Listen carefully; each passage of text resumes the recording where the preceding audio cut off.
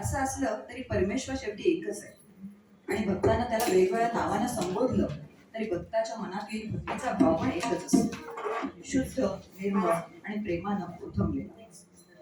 भक्तीचा संदेश देणारे, देवाच्या अनेक नावातील एकत्व दाखवणारं गोड आणि भावपूर्ण गीत आता ऐकूया. गीताचे बोल आहेत, हरी म्हणा तुम्ही गोविंद म्हणा.